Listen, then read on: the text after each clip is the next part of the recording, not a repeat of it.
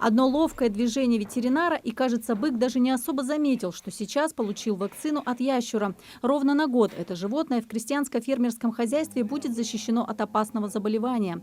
Прививка укрепляет иммунитет крупного и мелкого рогатого скота, повышает его выносливость и устойчивость к болезням. Доверить вакцинацию животных лучше специалисту. Ветеринар перед прививкой обязательно проведет клинический осмотр и сможет выявить признаки болезни. Проводить вакцинацию ослабленному заболеванием животному категорически запрещено.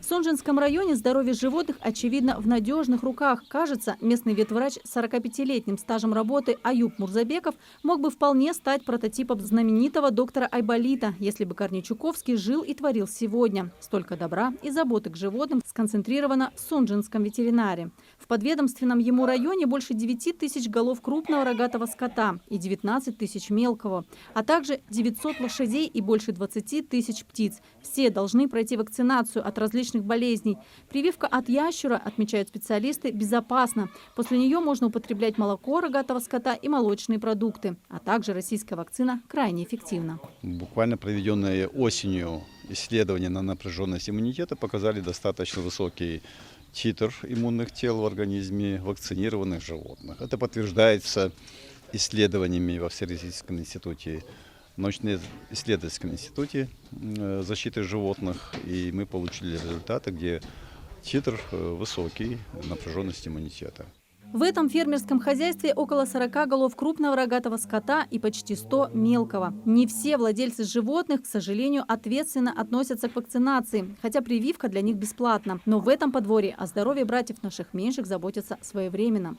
И вакцинируем их год, 2-3 раза вот так. И другим владельцам рекомендуем, чтобы они тоже вакцинировали 2-3 раза в год.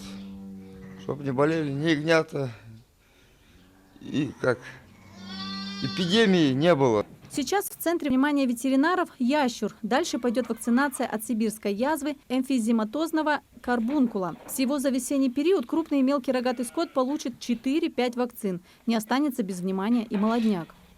Ягнятам в этом хозяйстве всего 1-2 недели от роду. Сегодня им прививки не ставят, но уже через 2-3 месяца они получат свою первую вакцину от ящура. Ящур – это острое вирусное заболевание, которое способно передаваться и людям. Для предотвращения вспышки ящура и других инфекций заболевшее животное ликвидируется. Благодаря вакцинации и карантинным мероприятиям в Ингушетии удается не допускать эпидемий, когда приходится уничтожать все поголовье скота в населенном пункте.